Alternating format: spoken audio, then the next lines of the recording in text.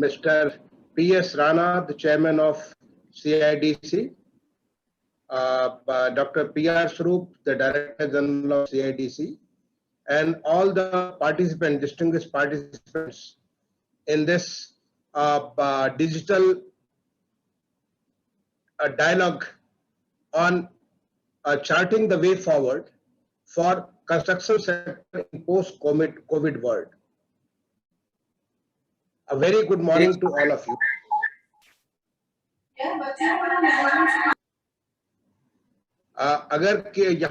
अगर कोई international participant नहीं है तो स्वरूप साहब, मैं हिंदी में बोलना, मैं अपनी मातृभाषा में बोलना ज्यादा पसंद करता हूं। तो अगर इंटरनेशनल यहाँ पे पार्टिसिपेंट्स हैं, may be I will speak in English, लेकिन अगर हमारे देश के ही लोग हैं तो मैं हिंदी में बात करना चाहूंगा। Can you confirm it? Mishra ji, आप दिल से बात करते हैं और दिल की भाषा जो होती है उसकी कोई लैंग्वेज नहीं होती है, तो आप हिंदी में बोलें चाहे अंग्रेजी में, सब लोग समझेंगे, कोई चिंता की बात नहीं। बिल्कुल नहीं, जहाँ पे अगर इंटरनेशनल पार्टिसिपेंट होते हैं तो मेरी मजबूरी अंग्रेजी में बोलना पड़ता है। एक आध हमारे बाहर सबसे एक आध मित्र हैं, लेकिन but they are fully familiar with the language, so you don't worry about it. Thank you. तो सबसे पहले तो मैं कंस्ट्रक्शन इंडस्ट्री डेवलपमेंट काउंसिल को इस बात के लिए बहुत बहुत बधाई देता हूं, धन्यवाद देता हूं कि आज इस पैंडेमिक के दौरान डिजिटल मोड में इतने महत्वपूर्ण विषय पे कि पोस्ट कोविड वर्ल्ड में किस प्रकार से कंस्ट्रक्शन सेक्टर आगे बढ़ेगा, इसके बारे में वे फॉरवर्ड ढूंढने के लिए आप बैठे हैं। और मुझे इस बात का पूरा विश्वास है कि जितने सारे एक्सपर्ट है, अब डॉक्टर राणा यहाँ पुराने हटको का एक्सपीरियंस और तमाम सारा IIT वगैरह का एक्सपीरियंस, डॉक्टर स्वरूप को मैं जानता हूँ with lot of experience in the civil engineering, lot of experience in the construction sector. I know Mr. Bhardwaj and many others. Some people, मैं देखता हूँ कि इसमें हमारे CPWD के जो DG साहब से लेकर तमाम सारे लोग जुड़े हैं, स्टेट PWD से लोग जुड़े हैं, जो कंस्ट्रक्शन इंडस्ट्री से लोग जुड़े हैं, हाउसिंग इंडस्ट्री से लोग जुड़े हैं, इसमें एकेडमिशियंस भी हैं, टेक्नोलॉजिस्ट भी हैं, डेवलपर्स भी हैं, बिल्डर्स भी हैं, इतने सारे लोग, कंसल्टेंट भी हैं, कॉन्ट्रैक्टर्स भी हैं, इतने सारे लोग जुड़े हैं। तो मैं समझता हूं कि आज दिन भर के मंथन से कुछ एक नई बात निकलेगी और मैं अनुरोध करूंगा डॉक्टर स्वरूप से कि इसमें अगर कुछ ऐसी नई बातें आती हैं तो उन्हें जरूर आप मंत्रालय के साथ शेयर करिए, जिससे कि हमारे लिए वो पॉलिसी गाइडलाइंस के तौर पे उस पर हम फर्दर विचार करके सोच सकते हैं कि उस पर हम क्या एक्शन ले सकते हैं। मैं ये आपसे अनुरोध करना चाहूंगा। इस समय जो 2-3 बातें हैं महत्वपूर्ण है। सबसे पहला तो बात है पोस्ट कोविड वर्ल्ड की बात आप कर रहे हैं, यानी आज ये जो कोविड की महामारी है ये हमारे देश की नहीं, ये पूरी दुनिया की वैश्विक महामारी है। दुनिया का कोई ऐसा देश नहीं बचा है, चाहे अमेरिका हो, फ्रांस हो, जर्मनी हो, इंग्लैंड हो, इटली हो, ऑस्ट्रेलिया हो, कोई भी देश ऐसे नहीं बचे जो कि इस महामारी से अछूते हैं। लेकिन जो इसका पहला वेव आया था, पहले वेव को हमारे देश ने जिस प्रकार से इसको एड्रेस किया था, पूरे दुनिया में इसकी भूरी भूरी प्रशंसा की गई थी कि हिंदुस्तान ने जिस प्रकार से हैंडल किया। इसके बावजूद कि हमारे पास जो इंस्टीट्यूशनल मैकेनिज्म चाहिए, जो हमारे सपोर्ट चाहिए, वो सपोर्ट नहीं था, उस लेवल का नहीं था जैसा कि डेवलप वर्ल्ड में था। लेकिन इसके बावजूद भी हमने इसको बहुत अच्छे से हैंडल किया और पूरे दुनिया में one of the best performance for that country. अभी जो दूसरा एक वेव आया है, दूसरा बिल्कुल सरप्राइज के तौर पे मैं समझता हूं कि अप्रैल के बिगिनिंग में शुरुआत और 1 महीने की पूरे देश में ऑक्सीजन की ऐसी किल्लत पूरे हिंदुस्तान में दिखने लगी। लेकिन मैं आप सबको विश्वास दिलाता हूं, जिस प्रकार से हमारे माननीय प्रधानमंत्री जी के नेतृत्व में पूरे देश में एक ऑक्सीजन की पूरा करने का एक मुहिम छिड़ा हुआ है। जिस प्रकार से पिछले बार चाहे वो हमें वेंटिलेटर बेड की हो, चाहे मास्क की हो, चाहे सैनिटाइजर की चढ़ी थी, इसी प्रकार से इस प्रकार ऑक्सीजन का मैं खुद PSA प्लांट जो पूरे हिंदुस्तान भर में जा रहे हैं, प्रधानमंत्री PM केयर फंड से, उसको मैं मॉनिटर करता हूं, उसको मैं सुपरवाइज करता हूं और मैं पूरा विश्वास देता हूं कि बहुत जल्दी पूरे देश में ऑलरेडी सिचुएशन बहुत इंप्रूव कर गई है। इंडस्ट्रियल ऑक्सीजन मेडिकल ऑक्सीजन में कन्वर्ट होकर के जो हमारी ऑक्सीजन एक्सप्रेस के तौर पे हमारी ट्रेन के माध्यम से, हवाई जहाज के माध्यम से हमारे जो कंटेनर्स आए गए, तमाम सारी इतनी सारे मेजर्स लिए जा रहे हैं, ये पूरी व्यवस्था में सुधार होगा। और सबसे खुशी की बात है कि हम लोग जब दुनिया में कहीं नहीं था, हम लोग उनके पहले, आप पीछे का अगर इतिहास देखें कि हमारे वैक्सीन कब बने, इस बार हमारे पास दुनिया की वैक्सीन दिसंबर के एंड में अगर आती है तो जनवरी में हिंदुस्तान की वैक्सीन सामने आ जाती है। और आज हिंदुस्तान की वैक्सीन, हिंदुस्तान की दवाएं दुनिया भर में जाती है। तो हमें उसमें क्षमता की कमी नहीं है हमारे देश में, केवल क्षमता के साथ नेतृत्व चाहिए था। वो नेतृत्व है जिसकी वजह से आज हम लगभग 18 करोड़ लोगों को वैक्सीन दे चुके हैं। और जो एक संकल्प है इसके मुताबिक सारे देश को अगले 3-4-5 महीने के भीतर पूरे देश को वैक्सीनेट करने के लिए पूरी तैयारी है। तो मैं समझता हूं कि इसमें डरने की बात नहीं। यस, एक ऐसी महामारी है और कुछ इतनी तेजी से इस भयानक आंधी के साथ तूफान के जैसे इस बार का जो कोविड का जो दूसरा झोंका आया है, वो झोंका मैं समझता हूं जिस तेजी से झोंका आया उसी तेजी से निकल जाएगा। लेकिन हमारी जिंदगी चलती रहेगी, हमारी अर्थव्यवस्था चलती रहेगी, हम सबको आगे बढ़ना है। इस देश को जो एक नया राह जो पिछले 5-6-7 सालों में आपने देखा कि जो परिवर्तन की एक लहर आपने देखी है, उस परिवर्तन के लहर को आगे बढ़ते हुए माननीय प्रधानमंत्री जी का सपना एक नए भारत का सपना है। 2022 जब देश का 75वीं जयंती मनाएंगे हम देश की आजादी की, तो एक नए भारत की तरफ बढ़ने का जिसकी शुरुआत की जा चुकी है, उसके तरफ बढ़ने का हमारा जो है एक संकल्प है, उसको बढ़े ताकि हम जब 2047 में देश की 100वीं जयंती मनाए तो इस देश को एक न केवल समृद्ध देश, संपन्न देश, बल्कि एक पूरी तरह से विकसित देश, डेवलप्ड, जो हम लोग नाम लेते हैं कुछ एक देशों का, उन देशों के बीच में हमारे देश का भी नाम हो।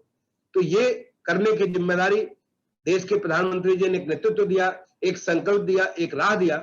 ये जिम्मेदारी हम सबकी, चाहे राज्य हो, चाहे हमारे नगर हो, चाहे हमारे गांव हो, चाहे हमारे आपके जैसे तमाम सारी संस्थाएं हैं, हम सबकी एक सामूहिक जिम्मेदारी है कि इस देश को लेकर के आगे बढ़े।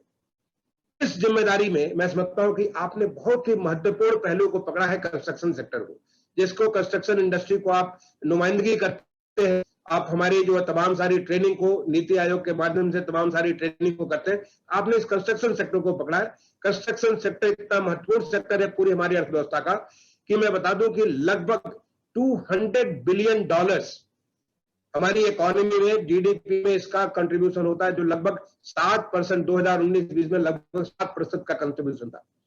और इसके जो प्रोजेक्शंस हैं, और बड़े सही प्रोजेक्शंस हैं, बड़े रियलिस्टिक प्रोजेक्शंस हैं कि ये हमारा 2030 में जब देश की व्यवस्था हमारी जो $10 ट्रिलियन इकोनॉमी की होगी, तो हम लगभग $1 ट्रिलियन हमारा केवल कंस्ट्रक्शन सेक्टर में होगा। ये बड़ा मेजर, लगभग 13% से 12 से 13% देश की अर्थव्यवस्था का अंग जो है हमारा कंस्ट्रक्शन सेक्टर होगा।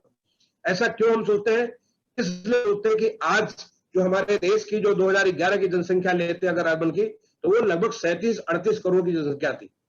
ये जनसंख्या हमारे तमाम सारे प्रोजेक्शंस, तमाम सारे ग्रुप्स ने इसको प्रोजेक्ट किया है कि हमारी जनसंख्या बढ़कर के 60 करोड़ हो जाएगी 2030 में। और 2051 का जो हमारा सेंसस होगा तो हमारी आबादी, अभी हाल में थोड़े दिन पहले ये इसका जो आकलन आया था, ये 87 से 88 करोड़, हम लोग 50% से ज्यादा क्रॉस कर जाएंगे अर्बन पॉपुलेशन। यानी आज हमारी आबादी है जो लगभग अनुमानित 40 करोड़ के आसपास है, इसके कहीं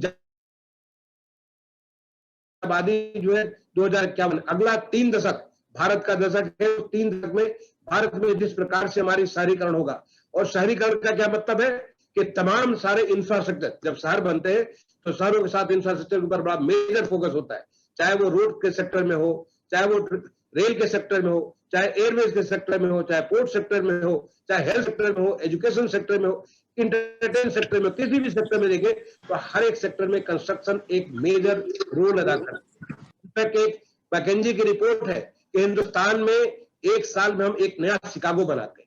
इतना ज्यादा कंस्ट्रक्शन हमारे देश में जिस लेवल का कंस्ट्रक्शन हो रहा है, और आने वाले समय में ये कंस्ट्रक्शन बहुत तेजी से होगा। इसमें कोई भी दो किस्म की सोच तो हो ही नहीं सकती है, क्योंकि ये तमाम सारे एक्सपर्ट्स के अनुमान है, और उस अनुमान को हिसाब से अगर हमें लेके चलना, इस चैलेंज को हमें पूरा करना, और इस चैलेंज को हमें पूरा करना ये सोचते हुए कि कोविड आए, कोविड खत्म हो, उसका दूसरे के बाद तीसरा झोंका है, चौथा झोंका है, लेकिन तो हम उसको कुंद करेंगे, उसके हम फोकस, उसके हम प्रेशर को कम करेंगे, और साथ ही साथ हम इस देश की अर्थव्यवस्था को ऐसे लेके चलेंगे, और उसमें कंस्ट्रक्शन सेक्टर को ऐसे लेके चलेंगे कि जिससे हमारे देश की आबादी को, जो हमारे माननीय प्रधानमंत्री जी कहते हैं ईज ऑफ लिविंग, जो आदमी शहर में आता है, शहर में आके उसको ईज ऑफ लिविंग हो, उस ईज ऑफ लिविंग के लिए उसकी जो आवश्यकता है, उन सारी आवश्यकताओं को हम पूर्ति कर सके।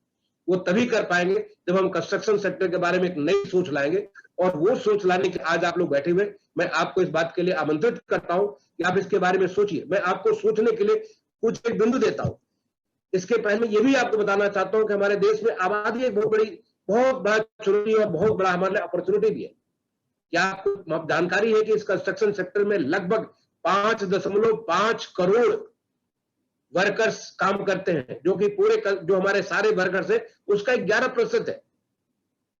अगर ये सारे जो कि हमारे अनरिकॉर्डेड भी उनको सबको ले लिया जाए तो और बढ़ सकता है नंबर ये। क्या हम इन सारे लोगों का ऐसा स्किल नहीं कर सकते हैं कि आज जो दुनिया में भी कंस्ट्रक्शन की जरूरत हो तो हम अपने वर्कर्स को भेज सकते हैं? जो कंस्ट्रक्शन इंडस्ट्री डेवलपमेंट काउंसिल है उसके माध्यम से लोगों को ऐसी स्किलिंग कर दें कि हम पूरे दुनिया को कंस्ट्रक्शन वर्कर्स दे सकते हैं, कंस्ट्रक्शन के एक्सपर्ट को हम दे सकते हैं। तो ये भी एक हमारे लिए बहुत बड़ा अपॉर्चुनिटी भी है कि इसमें कंस्ट्रक्शन सेक्टर को हम अगर आगे बढ़ाते हैं तो हमारे बहुत सारे लोगों को एम्प्लॉयमेंट मिलेगा, बहुत सारे लोगों को लाइवलीहुड अपॉर्चुनिटीज मिलेगी। अब इसको हमें करने के लिए क्या करना चाहिए? अब मैं इस प्रश्न को पूछने की कोशिश करता हूं कि हमारी लर्निंग क्या हुई। ये जो हमारा कोविड के दौरान जो हमने पहला झोंका दिया वो तो लंबा चला था, दूसरा झोंका आया मैं समझता हूं शॉर्ट लिव्ड होगा। ऑलरेडी उसके जो है आप अपने देख लीजिए, नंबर्स को देख लीजिए, सारे के सारे नंबर्स आज की डेट में कम होते नजर आ रहे हैं। आज इसकी जो पॉजिटिविटी रेट है कम होती नजर आ रही है। दुनिया में जो मोर्टेलिटी हो रही है, लेकिन मोर्टेलिटी के हिसाब से दुनिया में वन ऑफ द लिस्ट अब मोर्टेलिटी के हिसाब से होंगे। We are still addressing it. और जिस प्रकार से आज बहुत तेजी आई है इसको बारे में, आज राज्य भी और सारे शहर सबको मिलकर के एक तरह से एड्रेस करने की कोशिश करें। मुझे लगता है कि इसमें क्या हमारी लर्निंग हुई ये सोचना चाहिए। तो हमारी सबसे बड़ी लर्निंग हुई, देखिए कि जैसे कि डिजिटल मोड है, आज हम आप बैठ करके आज हिंदुस्तान के कोने कोने से तमाम सारे जो है अलग अलग वर्गों के लोग अपने घर में, कोई आईपैड पे बैठा है, कोई लैपटॉप पे बैठा है, कोई मोबाइल फोन के ऊपर बैठा हुआ है। हम तमाम सारे लोग बैठ करके ऐसे बात कर रहे हैं जैसे किसी कॉन्फ्रेंस रूम में, हम किसी होटल के कॉन्फ्रेंस रूम में या किसी विज्ञान भवन के बड़े से हॉल जो हमारा जनरल हॉल है वहां पे बैठ करके हम लोग बात कर रहे हैं। ये बहुत बड़ा अचीवमेंट है। अगर आप इसको समझे तो ये बहुत बड़ा अचीवमेंट है पिछले 6 सालों का। इतना रोबस्ट इंफ्रास्ट्रक्चर हमारा का बना है जिसके माध्यम से आज हम इतने सारे लोग एक साथ करके बात कर रहे हैं। अगर आप इसको सोचिए, क्या 6-7 साल पहले संभव था? ये हमारे इंफ्रास्ट्रक्चर में डेवलपमेंट हुआ है और इस डेवलपमेंट को हमें इसका फायदा लेना है। क्या हम इसको डिजिटल जो हमारा जो हुआ है, चाहे आर्टिफिशियल इंटेलिजेंस हो, चाहे इंटरनेट ऑफ थिंग्स हो, मशीन लर्निंग हो, क्या हम इन चीजों का फायदा कंस्ट्रक्शन सेक्टर में ले सकते हैं? आज 3D टेक्नोलॉजी की बात हो रही है और बात नहीं हो रही है। आज IIT चेन्नई ने, IIT मद्रास में 3D टेक्नोलॉजी, मैं खुद जाकर के देख चुका हूं, 2 बार जाकर देख चुका।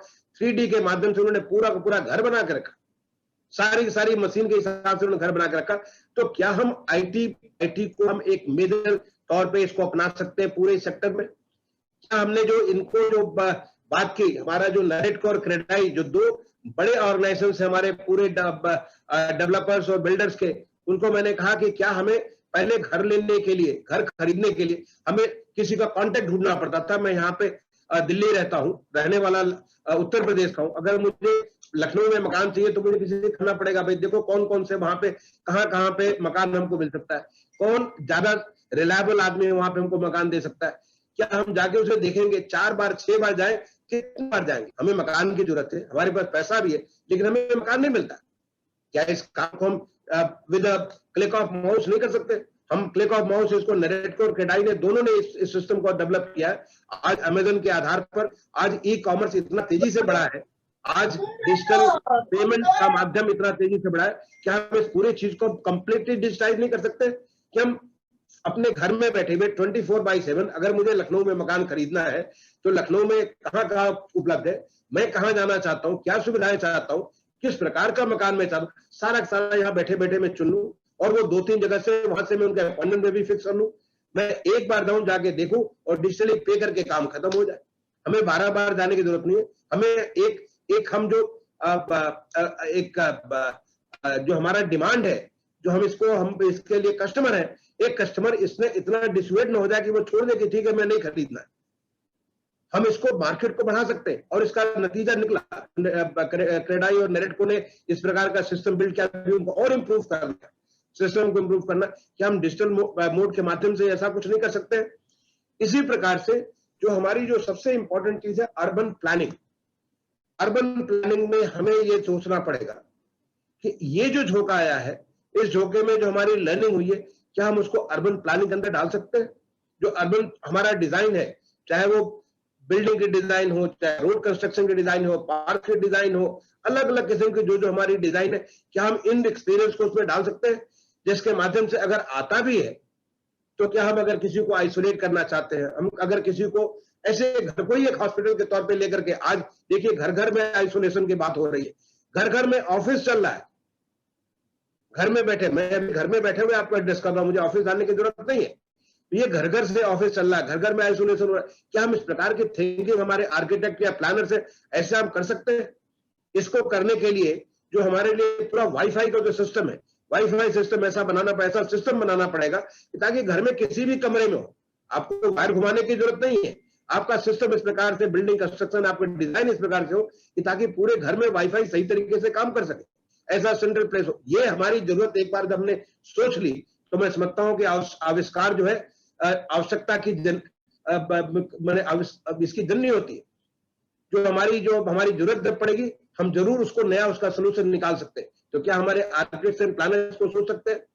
हमें जो है कंस्ट्रक्शन टेक्नोलॉजी के बारे में सोचने की जरूरत है। आपको जानकारी है कि एक हमने प्रधानमंत्री आवास योजना, जो कि ऐसी बड़ी योजना थी जिसके बारे में सोच भी नहीं सकते थे, आज तक दुनिया में इतना बड़ा हाउसिंग का प्रोग्राम पूरे दुनिया में कहीं नहीं चला। हमारे देश में भी जेएनयू में कुछ 10 सालों में 12 लाख मकान सैंक्शन किए गए थे, जिसमें केवल 8 लाख बन पाए थे, बाकी 4 लाख जो है उसके बाद बनाए गए। 8 लाख बने थे पूरे 10 साल में। लेकिन जब प्रधानमंत्री जी ने संकल्प लिया कि हम इसको हर लोग को मकान देंगे और एक अनुमान लगाया कि कितना अनुमान हमारा कितने मकान की जरूरत पड़ेगी, वो जरूरत लगी लगभग 1 करोड़ और बाद में ये बढ़कर के जरूरत हो गई 1 करोड़ 12 लाख। मुझे खुशी आपको बताते कि 1 करोड़ 12 लाख से कहीं ज्यादा मकान हम सैंक्शन कर चुके हैं पूरे देश में।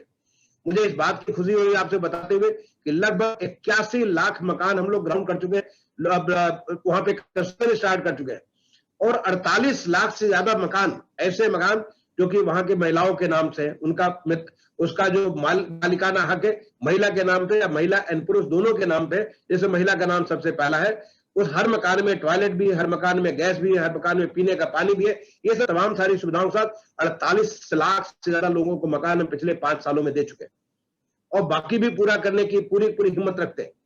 और ये सारा संभव हो चुका है कंप्लीटली टेक्नोलॉजी बेस्ड। हमारा इसका जो पूरी monitoring system using the space technology, एक एक मकान के बारे में प्रोग्रेस मैं अपने स्क्रीन पे देख सकता हूँ। टेक्नोलॉजी का इतना ज्यादा प्रयोग किया जा रहा है जिसकी वजह से हम कोई झुठला नहीं सकता कि हमारा मकान नहीं बना। कोई एक ही जगह मकान को 2 बार नहीं दिखा सकता, क्योंकि every house is your tag.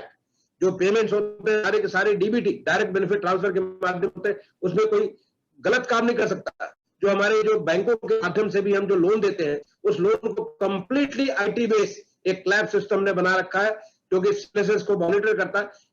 Bank में आप अप्लाई करने से लेकर जब आपको लोन पहुंचता है, हर एक स्तर पे हमारी complete monitoring IT base system को होती है। ये डिजिटल टेक्नोलॉजी ने हमें इतना बड़ा महत्वपूर्ण योगदान दिया जिसका ये सारा लाभ हो रहा है। और इसी बीच में माननीय प्रधानमंत्री जी ने कहा कि आप दुनिया की बेस्ट टेक्नोलॉजी को नहीं ला सकते इतने बड़े काम के साथ, और हमने ग्लोबल हाउसिंग टेक्नोलॉजी चैलेंज किया। ग्लोबल हाउसिंग टेक्नोलॉजी चैलेंज में दुनिया के तमाम सारे देशों से 54 अलग अलग टेक्नोलॉजी आई, उनमें से 6 टेक्नोलॉजी हमने सेलेक्ट किया। क्यों? क्योंकि हम चाहते हैं कि हर एक जोन में एक एक ऐसे डेमोन्स्ट्रेशन के लोग लाएं। आगे हम फिर और बढ़ेंगे। जो 6 हमने, और वो 6 जगह भी हमने सेलेक्ट किया चैलेंज के माध्यम से। चेन्नई साउथ, इंदौर सेंट्रल में, लखनऊ नॉर्थ में, रांची ईस्ट में और अगरतला नॉर्थ ईस्ट में। इन जगहों पे 6 अलग अलग किस्म की टेक्नोलॉजी को हमने इस साल की शुरुआत, इससे बड़ा क्या हो सकता है कि 1 जनवरी 2021 की शुरुआत हुई जब माननीय प्रधानमंत्री जी ने नींव रखा इन लाइट हाउस प्रोजेक्ट्स का, जहां पे 6 नए किस्म की टेक्नोलॉजी, जो रांची में टेक्नोलॉजी है, वहां पे से लेगो, आप जानते हैं लेगो, जैसे एक एक घर बना करके एक के ऊपर रखते चले जाते हैं। और ऐसी 14 मंजिल की बिल्डिंग, 6 मंजिल से लेकर 14 मंजिल की बिल्डिंग, 1000 से ज्यादा मकान मुश्किल से 8 महीने में बनकर तैयार हो जाएंगे। ये होती है नई टेक्नोलॉजी। और ये टेक्नोलॉजी केवल स्पीड की नहीं है, ये टेक्नोलॉजी रिसोर्स एफिशिएंसी की, कितना पानी का प्रयोग हुआ, कितना मटेरियल का प्रयोग हुआ, ये इतनी अच्छी रिसोर्स एफिशिएंसी, कॉस्ट की जो कैसे इफेक्टिव इसको कर सकते हैं, कैसे ये हमारी क्लाइमेट रेजिलिएंट हो सकती है। ये सारी टेक्नोलॉजी ऐसी है जिस टेक्नोलॉजी को सीखने की जरूरत है। और इसको सीखने के लिए हमने एक नया प्रोग्राम लॉन्च किया, वो प्रोग्राम हमने रखा, उसका नाम रखा टेक्नोग्राही। एनीबडी, चाहे वो टेक्नोलॉजी वाला बंदा हो, नॉन टेक्नोलॉजी वाला बंदा है, अगर आप ये सीखना चाहते हैं कि कैसे टेक्नोलॉजी काम करती है, तो हमारे मिनिस्ट्री के हाउसिंग फॉर ऑल के उस पे जाइए, पोर्टल पे जाइए, वहां जाके अपने आप को रजिस्टर कर लीजिए, अपने आप को इनरोल कर लीजिए। इनरोल करने के बाद वहां पे जो भी डेवलपमेंट हो रहे हैं सारा का सारा आपको ऑनलाइन देखने को मिलेगा। अगर आप जाके ऑन साइट देखना चाहते हैं, आपको वहां के इंजीनियरिंग कॉलेज, चाहे IIT है, चाहे NIT के साथ हमने टाइप कर रखा है, आपको बताएंगे, जाकर के दिखाएंगे कि कैसे काम हो रहा है, और एक एक स्टेज के साथ आप जुड़ सकते हैं। ये सारी 6 टेक्नोलॉजी को पूरे देश के, चाहे वो प्राइवेट सेक्टर के, पब्लिक सेक्टर के इंस्टीट्यूशंस के, IITs के, NIT के, प्राइवेट इंस्टीट्यूशन के, हर एक को, जो हमारे सरकारी, स्टेट गवर्नमेंट के, सेंट्रल गवर्नमेंट के सारे लोगों को जोड़ने का इसका प्रयास किया गया, ताकि आप सीखें और इस टेक्नोलॉजी, जो हमारे देश की टेक्नोलॉजी नहीं है, हमारे देश की टेक्नोलॉजी हम बनाए। क्योंकि आने वाले समय में जो हमारा इतना सारा कंस्ट्रक्शन होना है, ऐसा ही कंस्ट्रक्शन होना है जिससे कि हम लोग रिसोर्सेज को सही तरीके से उपयोग करें, हम तेजी से काम को कर सके, हमारा पैसा उसमें ब्लॉक न रहे, और उसका सारा लाभ लोगों तक हम पहुंचा सके। और यही नहीं, बल्कि वो सारे जो 4 टेक्नोलॉजी आए थे, उन 4 टेक्नोलॉजी के बारे में हमने एक प्रोग्राम लॉन्च किया, उसका नाम रखा नवरीत। ये new affordable validated research inform construction technology, innovation technology for Indian housing. ये नवरीत प्रोग्राम, जो कि हमारा SPA Delhi, school of planning and architecture Delhi, और BMPTC, इन दोनों के सौजन्य से इस कार्यक्रम को किया गया, जिससे हम 1 हफ्ते के भीतर आपको अलग अलग टेक्नोलॉजी, जो सारी 54 टेक्नोलॉजी है, उस टेक्नोलॉजी के बारे में जानकारी दें, एक सेंसिटाइज करें, जिससे कि हमारे बच्चे, हमारे जो रिसर्चर्स, हमारे जो लोग हैं, वो देखें कि क्या टेक्नोलॉजी है, कैसे टेक्नोलॉजी, और फर्दर उसके अंदर घुसे, ताकि उन टेक्नोलॉजी को अपने देश की टेक्नोलॉजी बना सके। यही नहीं, बल्कि हमने 5 जगह पे, 4 IIT में और एक हमारा जो सेंट्रल बिल्डिंग रिसर्च इंस्टीट्यूट है CBRI, उनका जो जोरहाट में सेंटर है, एक IIT चेन्नई, IIT मद्रास इसको कहते हैं, IIT मुंबई, IIT खड़गपुर और IIT रुड़की, 4 तो IIT, और 5वीं हमारी जो जोरहाट में CBRI। यहाँ पे हमने बनाया ASHA, affordable sustainable accelerators, housing accelerator, ASHA India के नाम से ऐसे प्रोग्राम अमेरिका में चलते थे। हमने देखा कि तमाम सारी, कुछ एक यूनिवर्सिटी में ऐसे एक्सेलरेटर चलते हैं, हमने इनको रखा कि इसको हम अपने देश में ऐसा बनाए कि जिससे कि नई किस्म की मटेरियल, हम कहाँ पे, नॉर्थ ईस्ट में जो मटेरियल है, अरुणाचल में जो मटेरियल यूज होता है, क्या वो मटेरियल उत्तर प्रदेश के गाजियाबाद में भी यूज होगा? बिल्कुल नहीं। अरुणाचल का मटेरियल कुछ और होगा, गाजियाबाद में कुछ और होगा, जो हमारे कोस्टल एरिया कुछ और होगा, हमारे आइलैंड में कुछ और होगा। देश इतना बड़ा है, इतने विविधताओं का, हमें क्या टेक्नोलॉजी, कैसे किस्म का हमें बिल्डिंग मटेरियल चाहिए जो कि लोकली अवेलेबल हो और वो बेस्ट स्ट्रेंथ रखता हो, वहां के लिए मोस्ट सुटेबल हो। हम ऐसा क्या कुछ करेंगे जिससे कि नए किस्म के प्रोसेस डेवलप करें, जिससे कि तेजी से कंस्ट्रक्शन कर सकते हैं, नई टेक्नोलॉजी डेवलप करें। इन चीजों को हम लोग मार्केट रेडी करके ले आए। ये हमारा आशा का प्रोग्राम इससे 5 जगह चालू किया, और हमारा कंस्ट्रक्शन टेक्नोलॉजी, जिसके ऊपर बहुत जोर नहीं दिया गया था, पहले बार माननीय प्रधानमंत्री के कहने पर हमने कंस्ट्रक्शन टेक्नोलॉजी एग्जीबिशन कम कॉन्फ्रेंस हमने किया था 2019 में, और फिर 2022 में इसको करेंगे, जिसमें दुनिया भर के लोगों को बुलाएंगे, दिखाएंगे कि हमारे देश में ये नए नए किस्म की टेक्नोलॉजी या प्रोसेस या बिल्डिंग मटेरियल्स बने हैं, और आपसे हम सीखेंगे, दुनिया से सीखेंगे। हमें ये सीखने के लिए जो सारी की सारी इंडस्ट्री है, वो इंडस्ट्री एक दूसरे के साथ बैठ करके एक दूसरे से सीखेगी कि हम कैसे आगे आने वाले समय में कंस्ट्रक्शन की चुनौती को उसको एड्रेस कर सके। जो तीसरी इंपॉर्टेंट चीज है हमारी, वो है ईज ऑफ डूइंग बिजनेस। इसका जो जिक्र किया था डॉक्टर PS राणा ने, ईज ऑफ डूइंग बिजनेस। हम जो किसी कंस्ट्रक्शन के परमिशन को लेकर इतना ज्यादा जूझते रहते हैं, आज आपको मैं बताते हुए मुझे खुशी हो रही है कि जो कंस्ट्रक्शन परमिट था, इसमें 2015 में हमारा दुनिया के देशों में 186 स्थान था, 186। केवल दिल्ली और बॉम्बे का रिव्यू करता है, जो बड़े हमारे मेट्रोपोलिस है, वर्ल्ड बैंक रिव्यू करता है, उस रिव्यू के आधार पर हमारा स्थान था 186 दुनिया के 190 देशों में।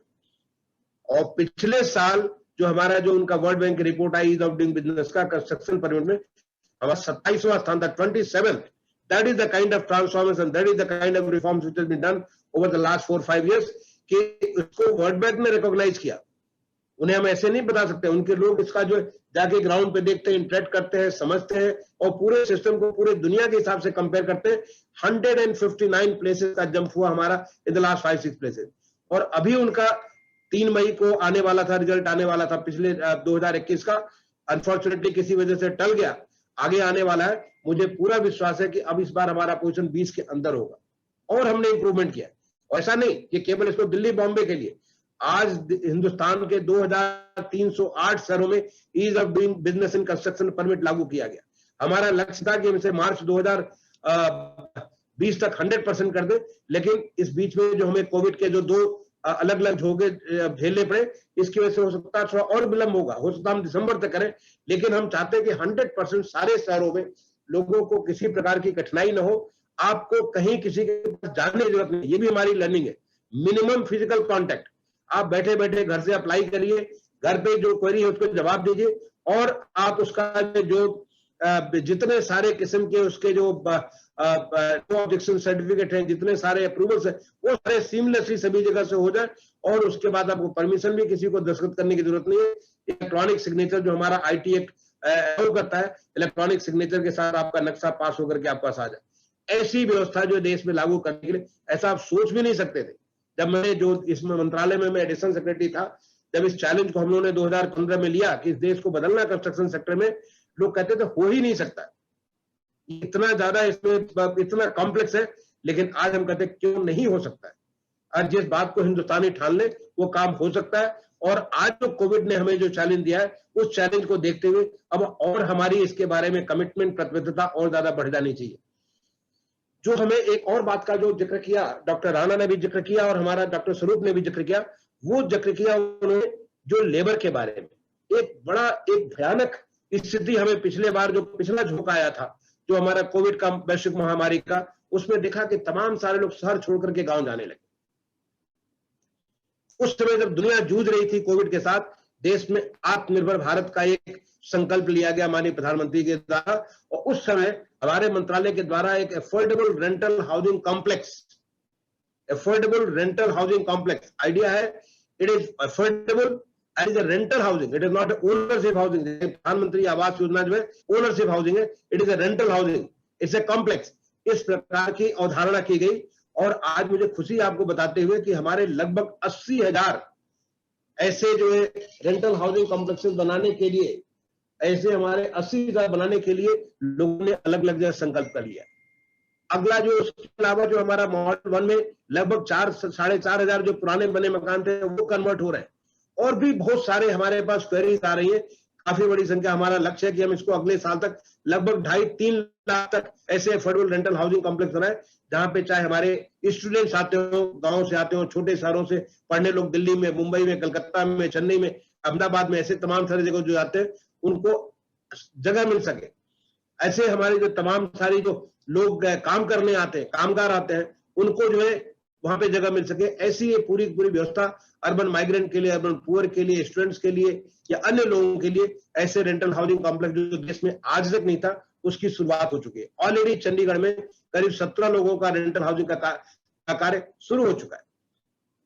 लेकिन जो बात आपने कही, इस बात को जोड़ते हुए हमें ये सोचना है, मैं आपको एक थॉट मैं आपको दे रहा हूं, हमें ये सोचना है कि क्या हम इतने बड़े बड़े जो कंस्ट्रक्शन करते हैं, कहीं पे हम यूनिवर्सिटी बना रहे हैं, कहीं बहुत हॉस्पिटल बना रहे हैं, बड़े बड़े कॉमर्शियल कॉम्प्लेक्सेस बना रहे हैं, एनएचआई के बड़े बड़े कंस्ट्रक्शन कर रहे हैं, जहां हम कंस्ट्रक्शन करते हैं बड़ी संख्या में लेबर को लेकर के, और वो लेबर माइग्रेटरी लेबर होता है, दूर से आता है लेबर आता है, और उसको लेबर को रहने के लिए बहुत ऐसी उनको अच्छी व्यवस्था, एक क्योंकि वो भी हमारे जैसे, हम उनकी जरूरतें हमारी जैसी, क्या हम उनको अच्छी रहने की व्यवस्था नहीं दे सकते?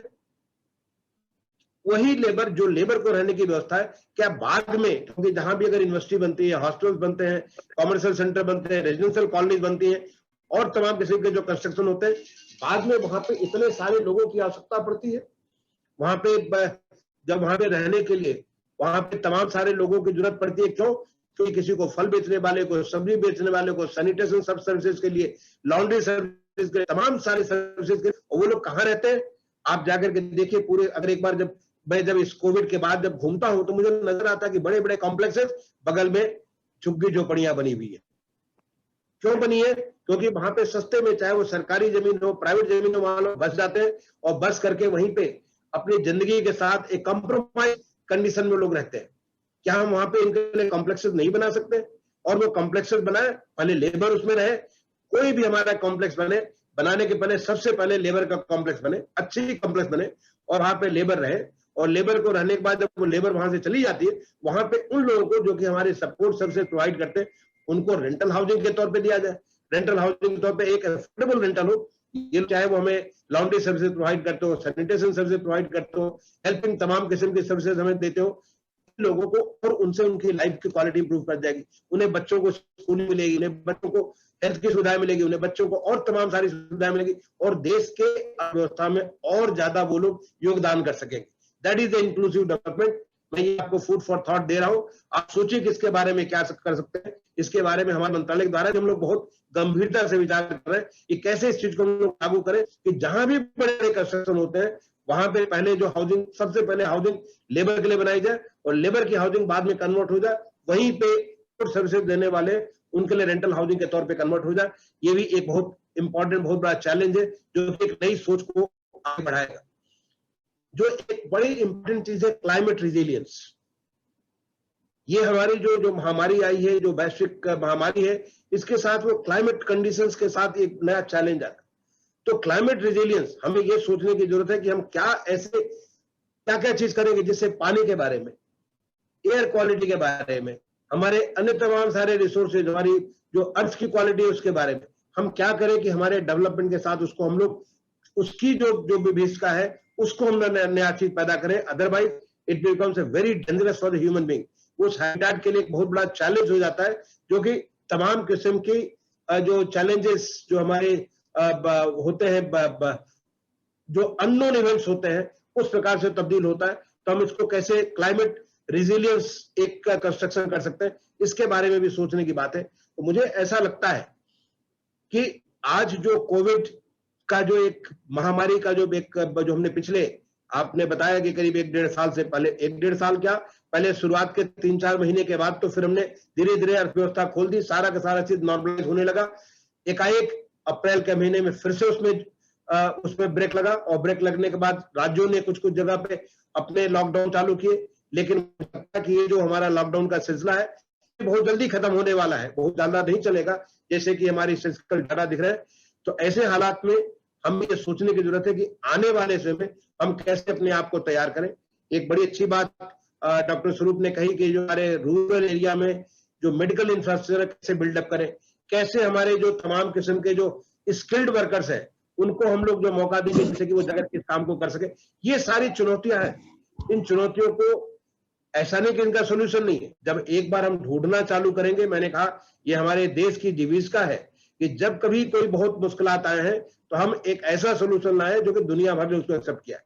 हमेशा ये ऐसा होता रहा।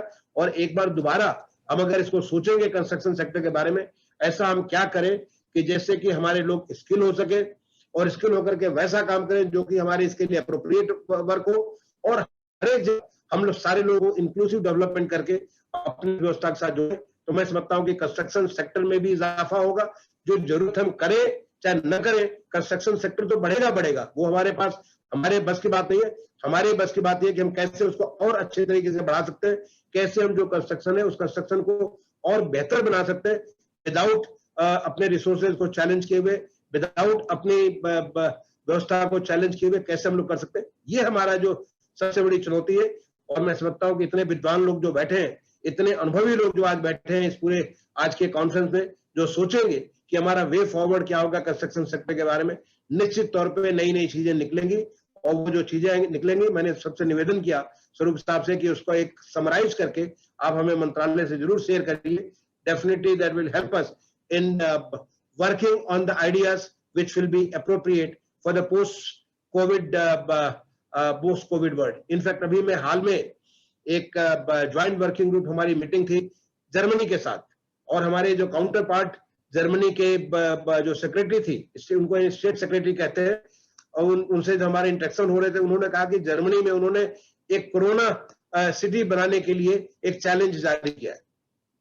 ऐसा सिटी कि कोरोना है तभी उनको कोई फर्क नहीं पड़ता है।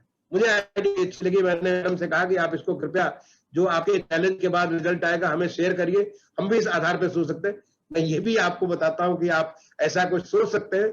जो कुछ लोग हैं कि क्या हम ऐसा कुछ बनाए, चाहे कोरोना है चाहे कोरोना का कुछ और आए, उस शहर में कोई फर्क ही नहीं पड़ेगा।